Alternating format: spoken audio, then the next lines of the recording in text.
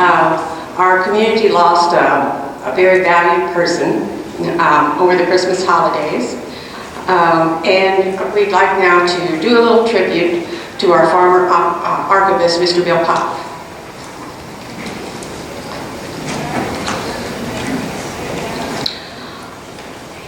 Our dear friend and former archivist, Bill Popp, died on Monday, December 24th, 2012, at the age of 68. He was the loving husband of Carolyn, the father of 5, Cindy, David, Gianna, Kimberly Ann, and Jennifer, and the cherished grandfather of 14. Bill was a devoted member of the Latter-day Saints. He retired from Southwestern Bell in 1998 and then served as an LDS missionary in Salt Lake City, Utah, with his wife from 2002 to 2004. Bill loved teaching others how to research their family history. He also enjoyed playing in the after-hours community band with his wife. And if you remember, he once played an old tuba that he played in a Dixieland band when he brought it to one of our quarterly meetings. He was a founding charter board member of the Boones Lake Road Association. Bill worked for the St. Charles County Historical Society as an archivist from 2004 until he retired in 2011. He began at a time of change. A new inventory and a plan for the way forward for the growth of the archives and the preservation of the Society's valuable old documents had just been done, facilitated by the previous archivist, Carolyn Roth. Bill took the plan and put it into action. He oversaw the incorporation of the boxes of circuit court records from 1804 that we found in the courthouse, the scanning and the entering into the computer of well over 10,000 photographs, the implementation of new archival software, built a new website, and oversaw the St. Charles Genealogy Society merger with the Historical Society. And he kept the volunteers busy on such projects as the photographs, cleaning old documents, setting up a new library system with the Catherine Lindeman Library, facilitating the uncovering of the recovering of the time capsule and the cornerstone of the archives, teaching classes and setting up seminars, manning tables at workshops, writing articles, giving talks, and writing a book on Rudolph Goebel. All this while being a retired grandpa to his family. This is just only a few of the things that he set in motion. I think all of us will remember Bill as a gentle, quiet man with a good sense of humor. He retired as archivist when his wife had a serious illness, though he stayed in touch and he continued to write articles. He took over the Saturday shifts of the days that were open until his own health stopped him. His sudden passing is felt keenly by all who knew him and worked with him, and the Society and the archives are much better for having known him, and he has left his handprints in all that we do. So we appreciate you, Bill.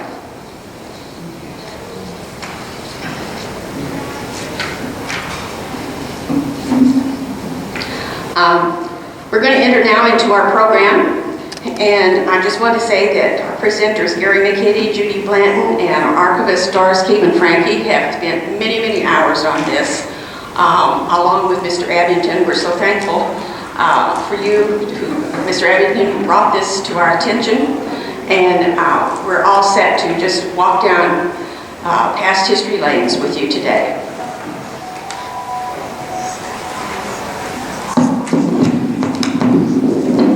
Thank you, Arlene. Can I see the hands of the people in here who do genealogy? Okay. Google recently came out with their fourth quarter earnings estimates and their report. They said that genealogy is the second largest search group on the internet. So if you guys do genealogy, use the internet, you're part of that second largest group in the world. Now, the largest group is those people who are searching pornography. I hope we're not the same groups. But that's cool. Sometimes you feel like you're doing that when you're doing genealogy. I think we can compare it to the comparison that's been used with politics. It's sort of like sausage making. You take a bit from here or a bit from there, you throw it in a pot, you boil it down, you grind it together, and hopefully you come out with something that looks like a family tree. It doesn't mean that it's always going to be the family tree you thought you were looking for in the first place. And as we know with genealogy, you are always changing and always have to be open to new possibilities. So even, I know Ancestry says all you have to do is buy their membership, go online, put your grandmother's name in, and you're going to find everything about her. Unless her name happens to be Sarah Smith, in which case you have 36 of them. And, 4 who are all living in Missouri. And you have to go, okay, now where do we go? They are all my ancestor. We're going to walk you down a search that started a year and a half ago. And using particularly the documents that we have within our archives. As we come to a document that relates to the search, our volunteers over here, you will notice who are all nicely white-gloved, will be bringing the original document around for you to take a look at. And then at the end of the program, they're going to be laid out on the table over here. So if you want to come and actually take a look at the original document that we're dealing with at that point, you're welcome to do so. Please don't take them out of the plastic sleeves. That's why they're wearing their nice white gloves, so they can do it. We are a very unusual county. If you've done genealogy and you've traveled to a lot of other counties around the state, you run into situations where there are no indexes. The documents are still in storage at the county clerk's office, and they're somewhere in the basement or the attic. And even if you try to get to them, well, we'll find them for you in 6 months. Our Historical Society has been designated both by the city and the county as the official repository for documents. And so we have a situation where you can actually come down and pull a land grant. You can pull a naturalization paper. We can show you somebody's probate file. We can actually pull what documents we have on a court case that may have taken place in 1842. And you actually can look at the originals because we've been working at it for over 50 years. And we've had the support of people like you. Our 700 members that keep hopefully submitting articles for the Heritage. We're never too far ahead of articles. We definitely need more. And we've had some really interesting topics in local history as we try to bring this together. When we deal with our staff and our volunteers, yeah, this is a little bit before your time. Doris, she's looking at the young lady there, one of our early interns. But we have those original documents, and we're going to talk about them, and then we're going to show you actual documents that could be pulled, that were pulled, to try and put together the Abington family tree. Now, if you have trouble figuring out who is who, on the back of the winter schedule, you've got a family tree. Now, you will notice that there are some spaces that have conspicuously been left open. And we don't want to share the surprise until we get later on what we've been able to find out. So you can look at things, and here's an attempt to become an American citizen, where we got an individual coming in, a will and a probate. If you were in the Civil War from St. Charles County, we may have your muster roll here, so you can find out who's there. We have over 15,000 photographs. We just received an archive from the Suburban Journal, going from the late 1960s up until 70s. Mid-1990s. We anticipate it's got about 60,000 photographs of St. Charles County in that archive. We need volunteers who want to spend the rest of their life doing nothing but cataloging Suburban Journal photos. This is actually St. Charles teachers at their countywide teacher meeting right before the Civil War started in the summer of 1860. I want to know who this guy is. I just think the guy in the white top hat with the gold-handled cane. Talk about a dandy school teacher. Wow.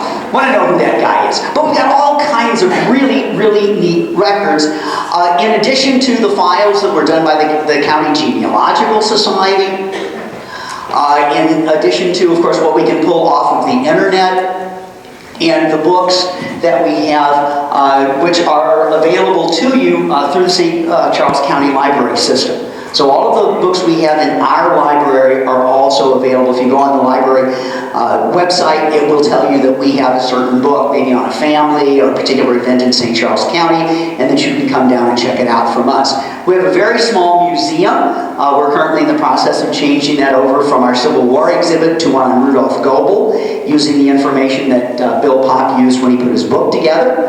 And then in the summer, we're going to have one on Osage Indians in connection with the Osage National Museum in Oklahoma. They're going to be sending us some artifacts that we can display. So we've got a good staff, and we work them to the nth degree in the time that we are open. So our executive secretary, she met Amy as you came in, and we couldn't do it without the volunteers. That's really the backbone of the association, are those volunteers. We have a good list of publications that we sponsor and sell. Our Heritage just celebrated 30 years of a publication. We sponsor and sell a number of books.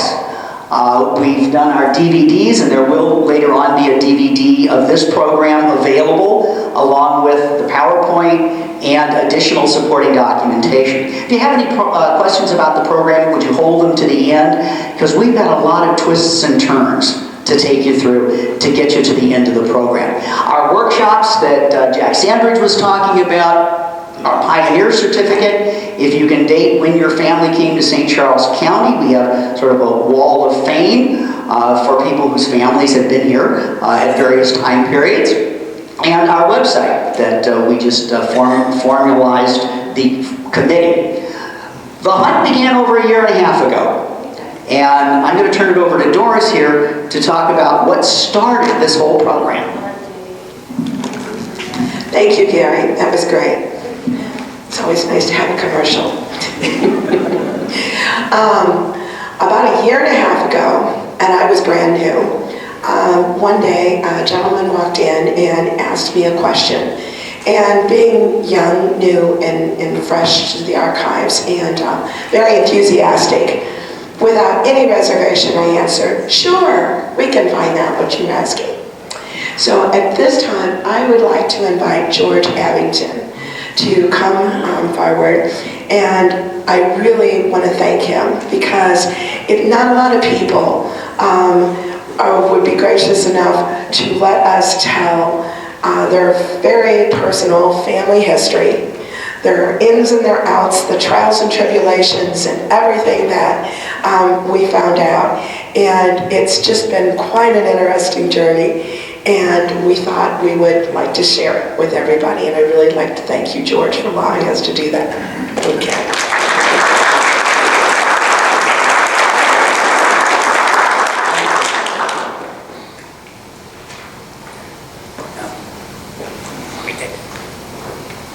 Technical difficulties.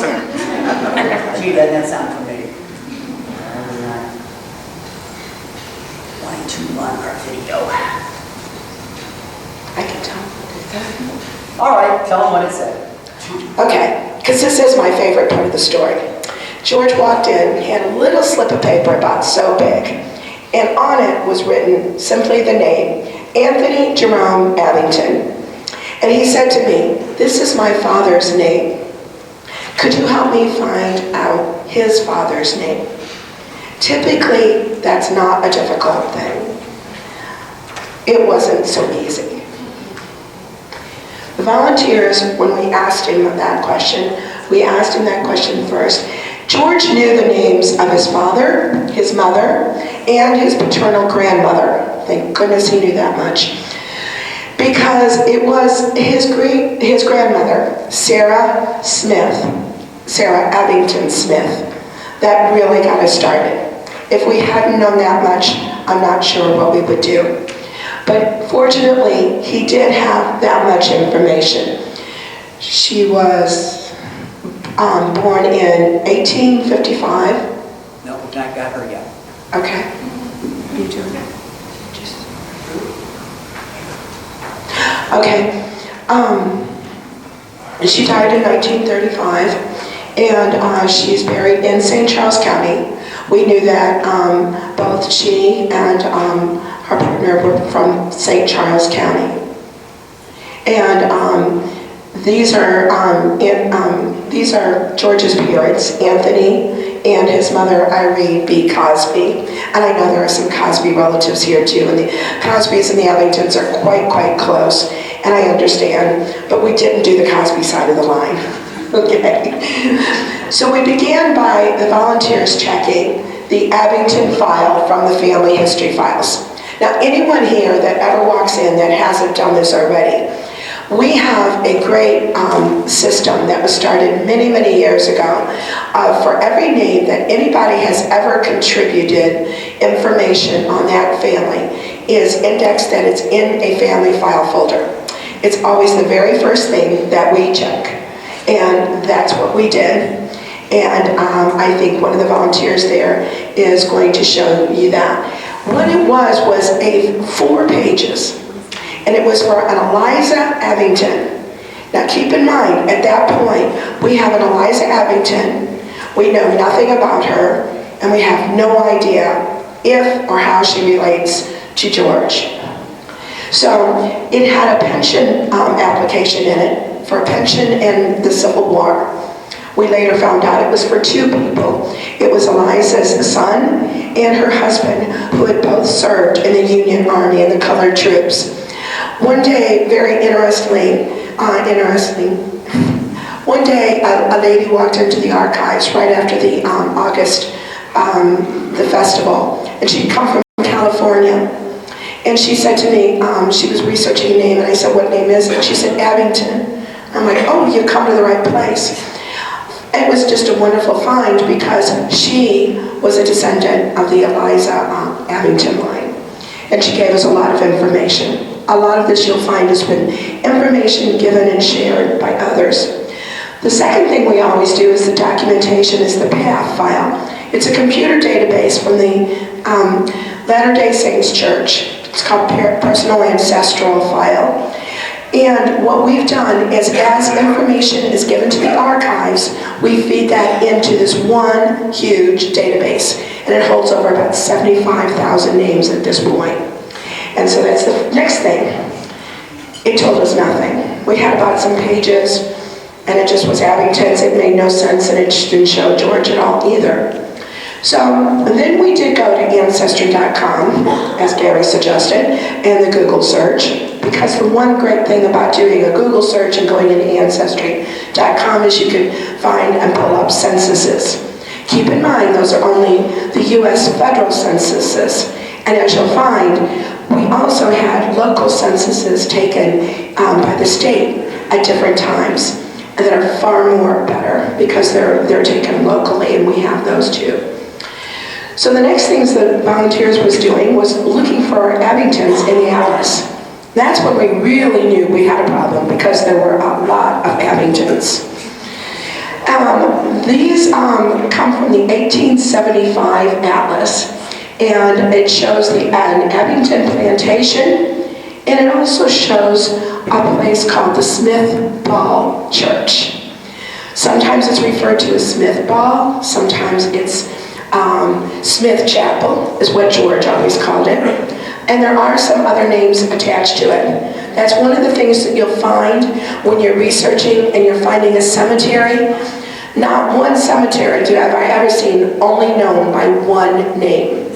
It's got all kinds of families in it, and every one of those families wants to attach their family name to that cemetery. So quite often they can be known under different ones. The next challenge, this was the real challenge, was to start going through all the various indexes that Carolyn and Bill and all the volunteers have done over all the years. And what we did find that there were many branches of the family in St. Charles County, both white and African American. There were several hundred pages we discovered in the archives, some of which you're going to see today, that relate to Abington. Oh, and another interesting thing is, for all of you that's doing your genealogy, your name was never spelled just one way, I guarantee you. Abington was spelled both with 1 B and 2 B's.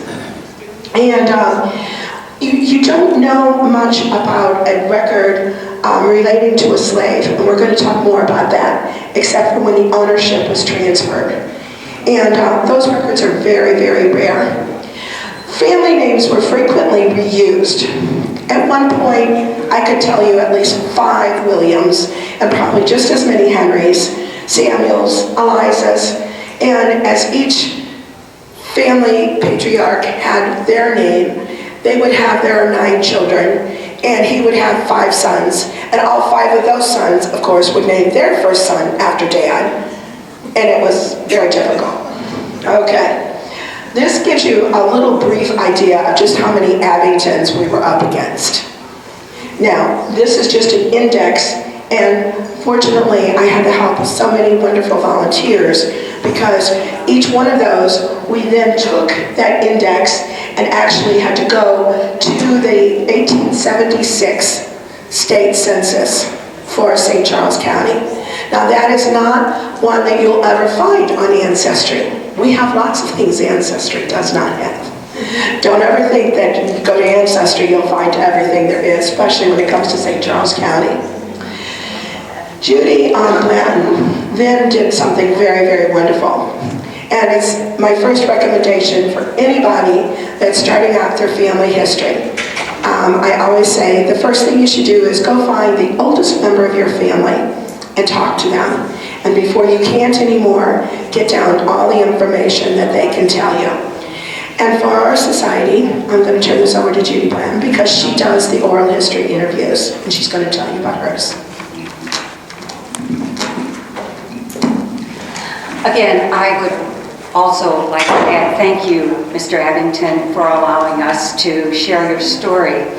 It's been a very humbling experience for me. Thank you again. As Doris said, and I say, there are a lot. We're in and out here. We have a lot of tools as genealogists in our satchel as we look for our relatives and friends in our genealogy search. And one that I highly recommend also is the collection of oral history. Why do we do oral history? Oral history makes genealogy come alive and real. Connects us with them, our relatives and friends, and history may not always be factual and true, but there's always a grain of truth, and that grain is what we are looking for. We get clues for our genealogy search. In this next clip, we're going to see how the interview that I did with Mr. Abington gave us some of those clues in our research. And please note, watch carefully the information, and then I have one comment to make at the end of it.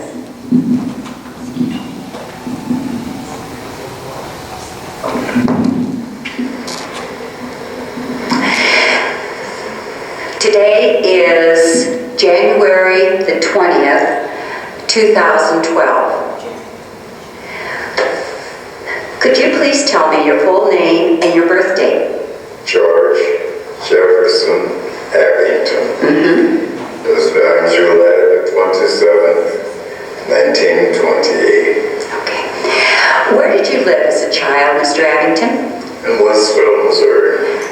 Where, can you tell me approximately, where would that be today? Did you live on a farm or did you live in town? We were on a farm 2.5 miles out of town, north of town. Okay. What are your parents' names, please? My father was Anthony Jerome Abington. My mother was Irene Bell Abington.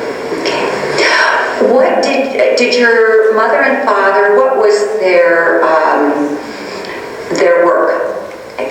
Farming. And your mother also? Right.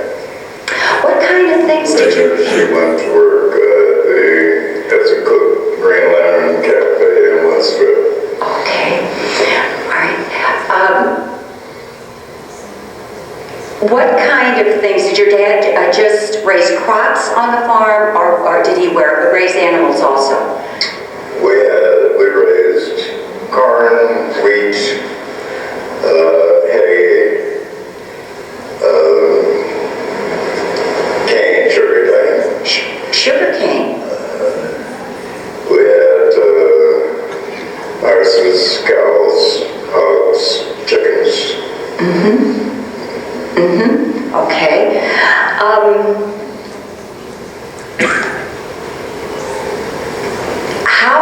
Now I'm going to begin to ask you, first of all, how many brothers and sisters did you have? There were 4 girls and 3 boys, including myself. Okay, could you tell me their names? The oldest was my brother Francis Henry Abington, Celeste Lee Abington, Sarah Alabama Abington, Emma Abington, and Margaret Abington, Anthony Cosby Abington, and myself, George Abington. Okay. How long did you live in the Wentzville area?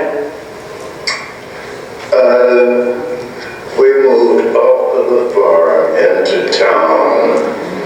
I think it was in the 40s. And then I lived out of the Wentzville area in 1948.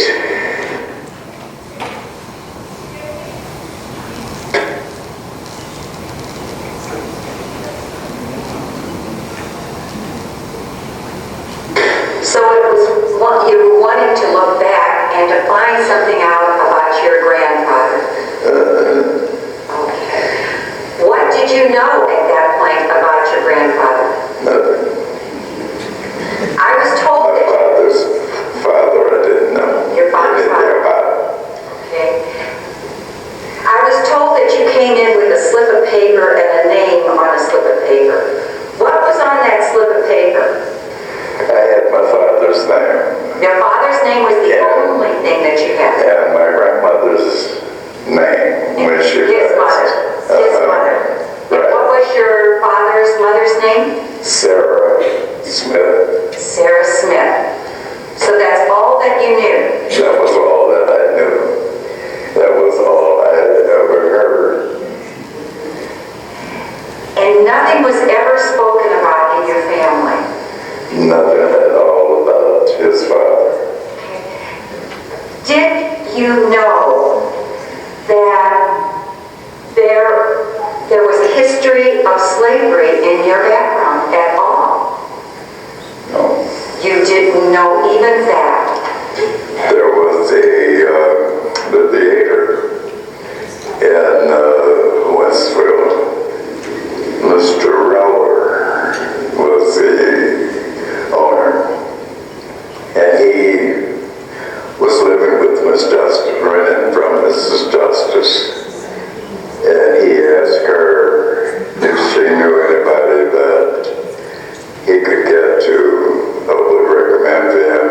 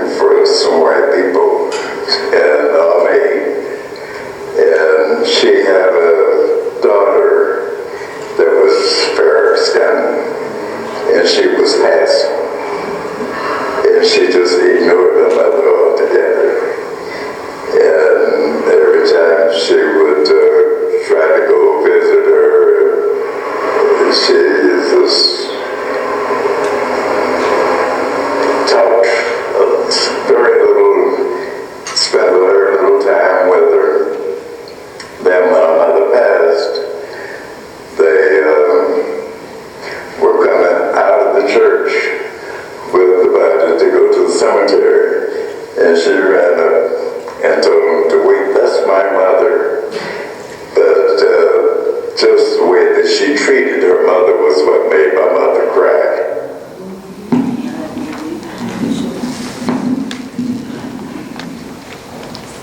The irony of the last part of the interview that we just showed you. By the way, these were just clips of the whole interview. There was so much information that Mr. Abington gave us and shared with us about the surrounding community and the happenings that it's just chock full of information and goodies. But this last clip here that we just showed you, the irony and importance of the imitation of life and what that movie was about becomes very evident as we go along in our research. And by the way, everyone, even George doesn't know the end of the story yet. I don't know if anybody would consider that a little bit mean, but he's been generous and he knows.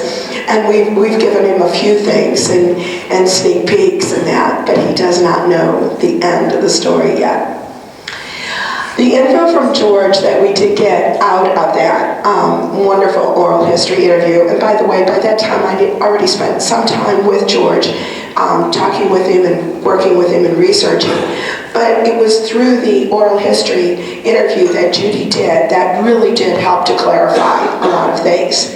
Well, some of the important things that we learned was about how his grandmother, Sarah Smith, had inherited a house and had a small plot of land that she had to use that had been given to her.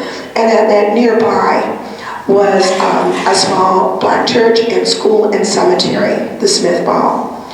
And his aunts and uncles that he could remember were William Gilbert Abington, Lula, and some other 7 children with the last name of Smith that were all born after 1886, we knew by this time from the census.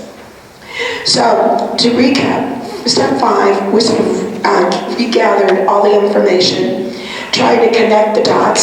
Some call it following the breadcrumb, whatever you want to call it. It's putting the puzzles together in your family tree.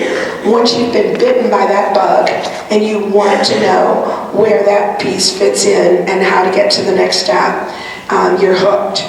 There was not one single document that we had uncovered at that point that would tell the name of George's grandfather. So we had to investigate his grandmother, Sarah Smith. And please note, there is no 1890 census, a federal census. That would have helped tremendously. In all the years I've been doing genealogy, it never was as important as it was with this research. And here's Sarah. Sarah is buried in that small churchyard. It was given for 3 things: a church, a school, and a cemetery.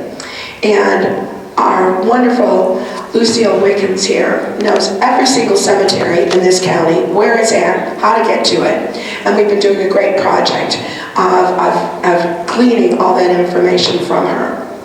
And so it's noted here that Sarah is colored. In some records we found her mulatto, some we found her black. So, and she died, she was born June of 1855. So at that point, we knew we had hit the brick wall of emancipation. So the first thing we started with was a 1930 census. You start with what you know when you start to work backwards. This shows Sarah Smith with William Abington and 2 grandchildren with the last name of Abington. Let me give you a word of caution here. Just because you see people listed on a census all together and they look like mother, son, and grandchildren, never ever assume.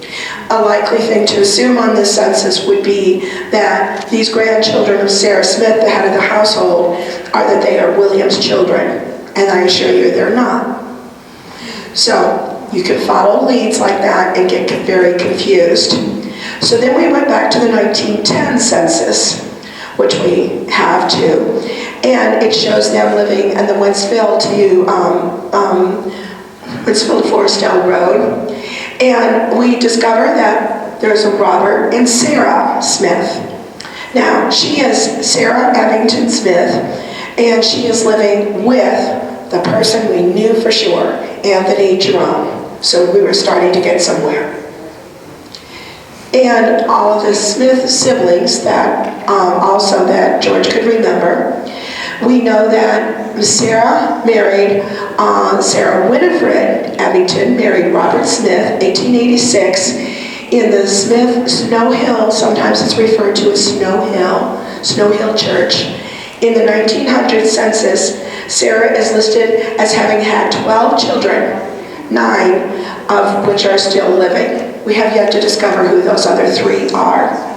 At home in 1900 were Lula, Tony, which is Anthony Jerome, Ora Smith, Carrie Smith, Eva Smith, Kate Smith, and Irvin Smith. You're going to get a little confused here. That's why you have the cheat sheets. Sarah Abington appears in the 1868 census. Now this is again a state census that was only taken locally here in St. Charles County. So we have a very faded, hard to read, difficult thing, and we find Sarah as a young girl. And Sarah, this tells us a lot of information. Her father is Nathan Abington. Notice how it's spelled with 2 B's.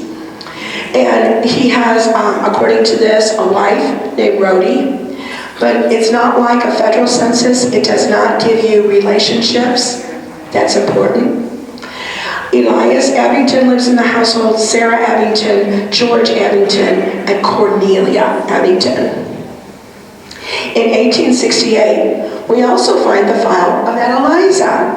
Now at that time we had not yet met Daphne from California, and we did not yet know how Eliza figured in, or if she figured in. We also were beginning to find that these were originally the slaves of a Henry Abington Sr., and they are passed down in a family to a Joseph F. And Eliza, is the woman who had a husband and a son in the Civil War that we spoke about earlier. And while coming from the same plantation as George's grandmother, they are not his direct ancestors. Prior to 1865, the search for the Abingtons turns to slave records. Information comes from probate cases, deeds of sale, court cases arising from dispute. And we have to investigate everything about the white slave owners. It's important to note, at 1865, in January of 1865, when slaves were emancipated, at that point, prior to that, there are no records. There are no records dealing with them that we normally can have. There's no census showing mom, dad, and the children. There's no marriage records. There's no birth. There's nothing. So in 1860, we find that Sarah Abington is in the household of a slave family and living on part of the plantation, which was owned by a Henry Abington Sr. That household is Nathan, Rhodey, Sarah, George, Cornelia. Elias is not counted in that slave census for some reason. And going backwards, just for a minute. We know this about the White Abington family. They had come to Missouri in about 1830 to 1837. And with them, they brought not only their traditions, but they brought their slaves. And they began to establish a lot of plantations in the Quiver Township in St. Charles County. In 1850, there were 25 slaves in 6 Abington households. Also, there were other families such as Abington, Travis, Allen, and Smith. The important thing to note about this is knowing U.S. history. There had been a financial crisis, not unlike our recent one, and a lot of those large tobacco owners in the 1830s that were living in Virginia suddenly looked upon Missouri as a great place with cheap land wide open to be bought. Sarah and her parents and siblings and grandfather appear in the documents relating to the probate settlement of Henry Abington Sr. He's a white slave owner who had settled between Wentzville and Forestdale. For those of you not familiar with St. Charles County, that's about 35 miles from here and very close to the border between St. Charles County and Warren County. Henry Abington Sr. received some land in St. Charles County in about 1835. And so he has established home here. His head of his household is the Henry. His wife is Elizabeth. She was born about 1770. Now, he has some children, and we have the will. William F. marries a Frances Shelton. That's how they're related to the Smiths and the Allens. Then there's a Henry, a Joseph, a Samuel, a John, Sidney, Polly, Nancy, and Lee. Notice how Henry has a son named Henry. Settling near Henry were his brother's children. His brother, Bowles, he of course named his son Henry too. Susanna Abington and her husband Thomas Travis, and the Abingtons and the Paynes, and the Payne Abingtons, Bowles, all the families sort of intermarried. But that Henry, that is from Bowles, established the Shiloh Methodist Church on Highway T, the dividing line between St. Charles County and Warren County. Let's go back to the will of Henry Sr., and it helps to trace the Black Abingtons because at that point, those are the only documents that we will have that will give us any clue to who Sarah's partner is. Henry dies in 1844. He wrote his will in 1842. He died in 1844, but because of the size of his estate, it was not finished settling until 1851. His will includes an inventory of all of his slaves, but it is particularly notable that he includes a slave, household slave named Sally. And it's very important to note that because she is actually given to Henry's wife and is important to the family. So important, in fact, that the family squabbles over her for years. At that point, a new line popped up of people, thanks to Lucille and some others in the room, that had no way of doing research on the Abingtons. Let me tell you, if you're working on your family tree, tell everybody you can. Because incredibly more information will just snowball and you will learn more and more because they're all learning with you. And they all want to be part of the puzzle. So we had a family from Texas that sent us a photo with the inscription, William Abington, son of Henry, and the house slave Sally. Came to us from Texas from a descendants, first that were a son of Henry, the Joseph, and then Joseph's son is the son of Henry Sr. too.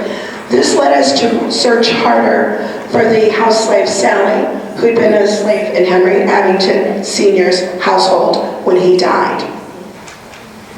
The probate file has all kinds of details about the money for maintenance of the widow, Elizabeth, as it would. It also includes the slave Sally, and who was to be returned to Elizabeth before the estate was settled, and list of income from renting out the other slaves. Notice it names the slaves, and that is very important and not something someone can always find. These are the only ways to trace. Virginia, if you look at these right here at the bottom, these have been rented out, and you've got a Ned, a Nathan, another Ned, a Sally, and another Nathan. But there's Sally, having been rented out by the estate of her owner. And again, now we know that Nathan and Sally live in very close proximity, are owned by the same, and live on the same farm.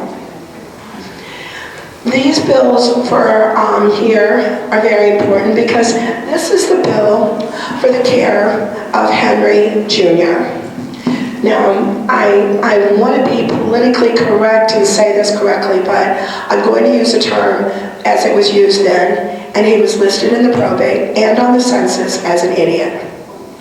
In that day and age, it was a term that today maybe we would use: autistic, Down syndrome. It could have been kicked in the head by a horse. Who knows what the problem was?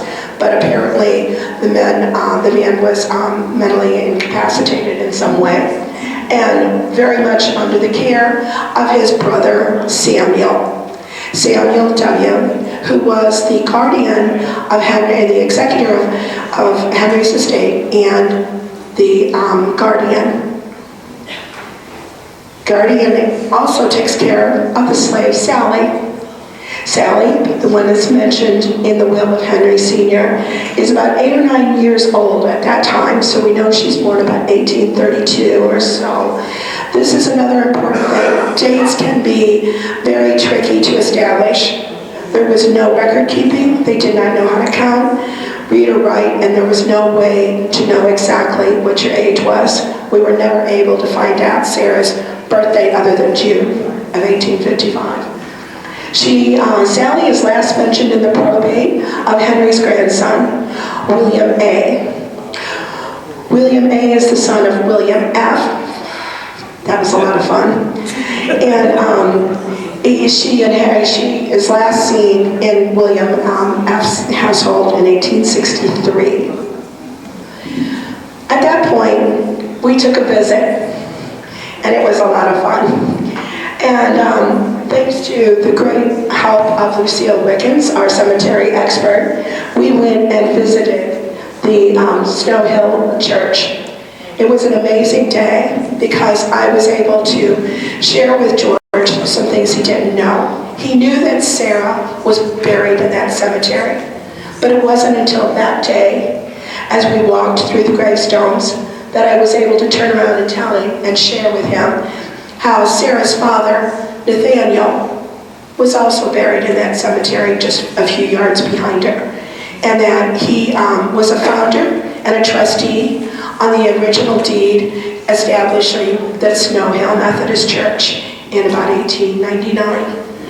And the stone on the left.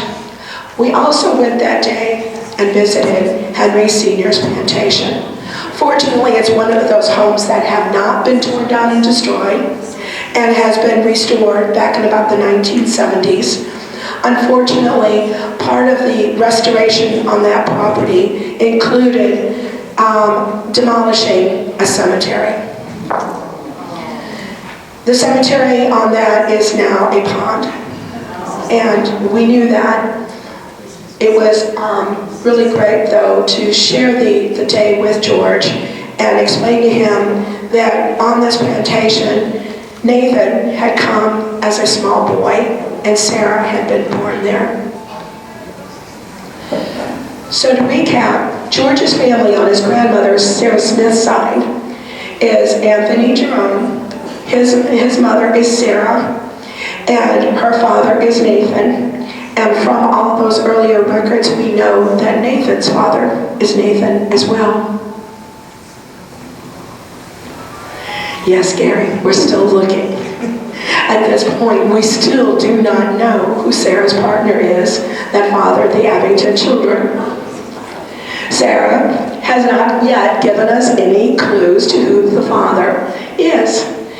Looking at the documents, and there were quite a few, because the family did squabble a lot over Sally, and there's a lot of probing. And the oral history, we could surmise this. We knew from everything so far, because of her remarrying and because of different other documents, we knew that he'd been born around 1845 to 50, that he was old enough to have children in the 1870s, and that something must have happened to him in about 1885 in order for Sarah to remarry. So we've begun to establish a bio, a bit of a persona, but we're still not there yet. We're looking for someone that matches those dates and that fits into the circle with all the names of the slaves that we know. Now, the possibility of William Abington, a mulatto from the photo received from Texas, is he who is a possible son of Henry Abington Sr.'s. Well, he dies in 1844. Henry Jr. dies in 1851. What you don't know yet is the picture of the young man is a young man. The Henry Abington Sr. is born in about 1789. To be about 20 or 30 years old would mean that the picture was taken, somewhere around 1820 or so. And the possibility of that is very remote because the use of cameras was not established yet. And taking photos and even tintypes did not come into really good practice until about the Civil War. After Henry Sr.'s death, we suddenly find in that probate a very interesting document. Henry Sr. is deceased, yet his estate is being asked to pay for midwife services. This is someone very important to the family that needs a midwife and is born about 1845. Could this be the birth of the William that the family refers to? If he's born in about 1845, the picture, 1865, could be correct. And is he the son of Henry by the house slave Sally? However, we've got a lot of Henrys and we've got a couple of Sallys, remember?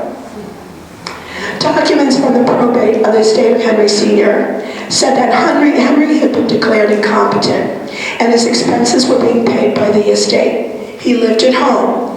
He lived at home with his mother and the house slave, Sally.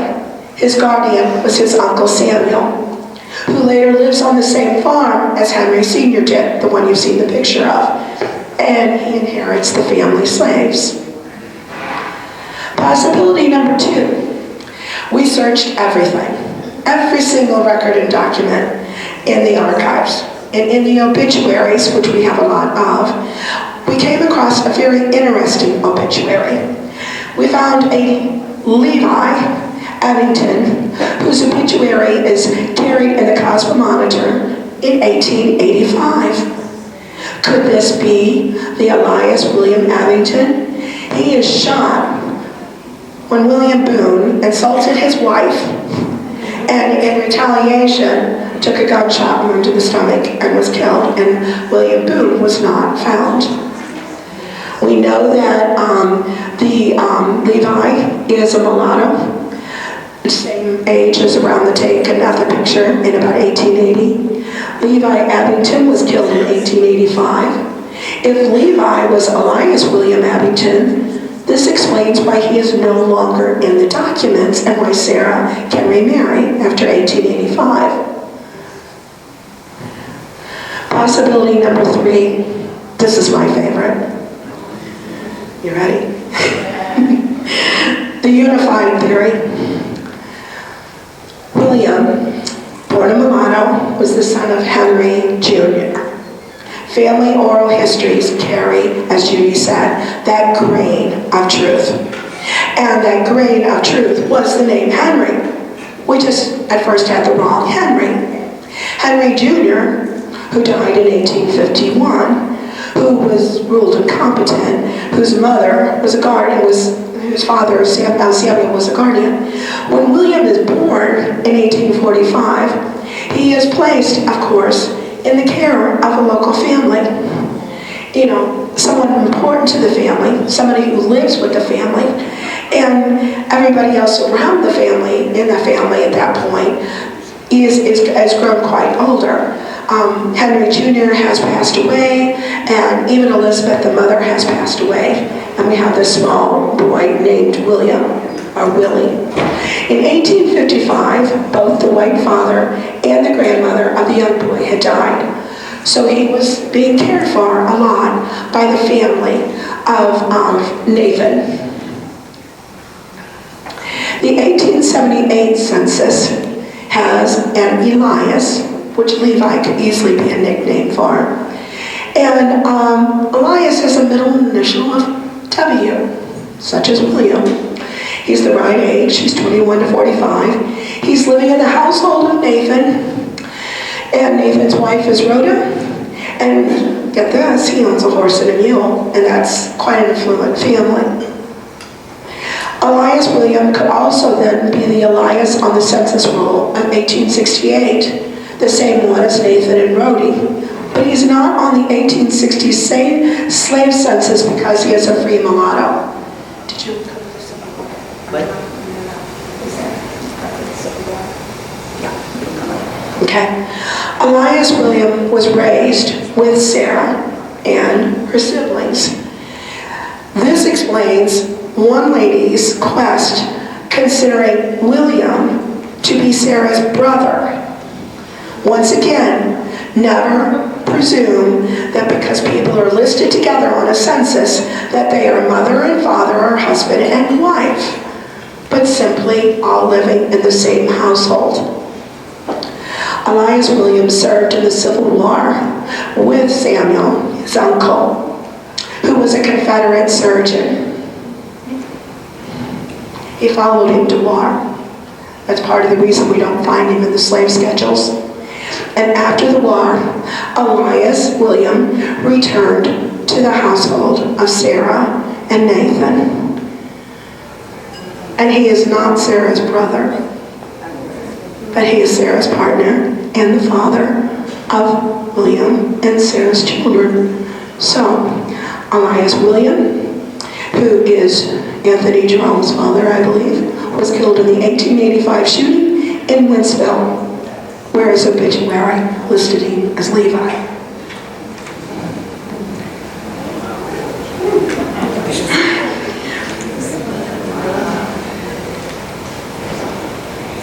Last one. Because Elias William was a descendant of Henry Jr., the family saw that Sarah and her children had a house in which to live during her lifetime, which explains how special she was to the family and because of her partner William.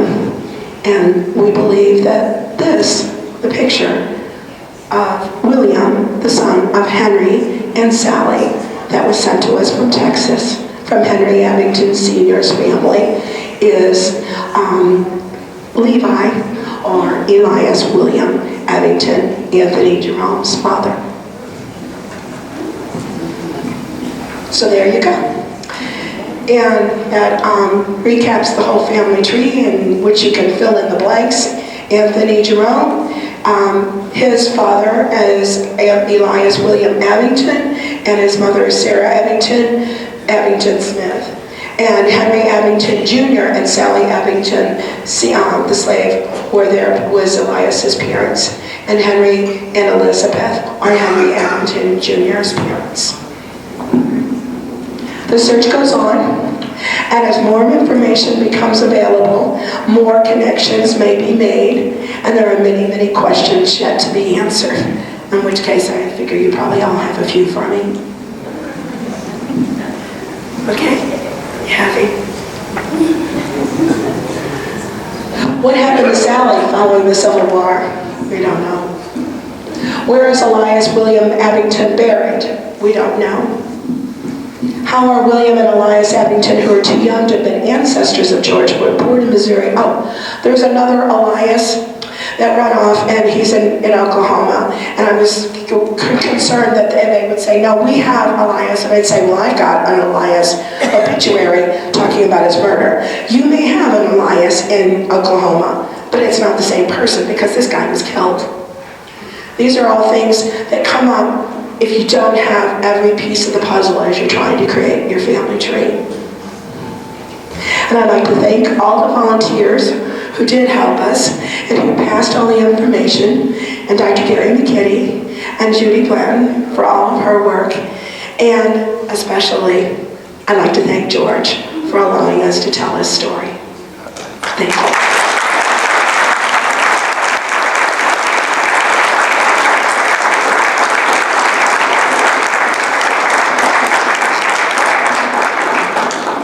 Does anybody have questions?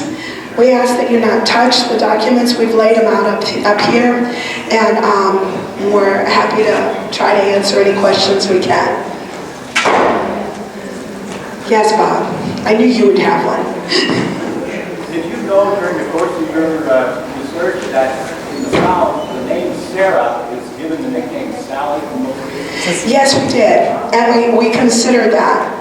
And in a way, I think that's almost part of the clue that perhaps, the family history and talking about the Henry and the Sally and getting the names mixed up, that the William, the son, and the Sarah, exactly. Any other questions?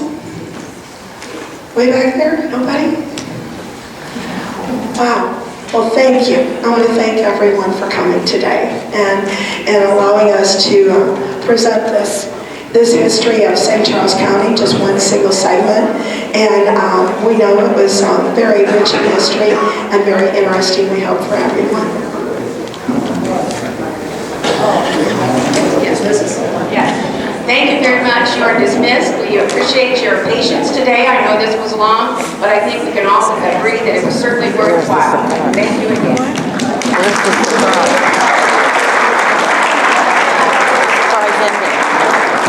Did I miss the surprise ending? Oh, sorry. I was asking.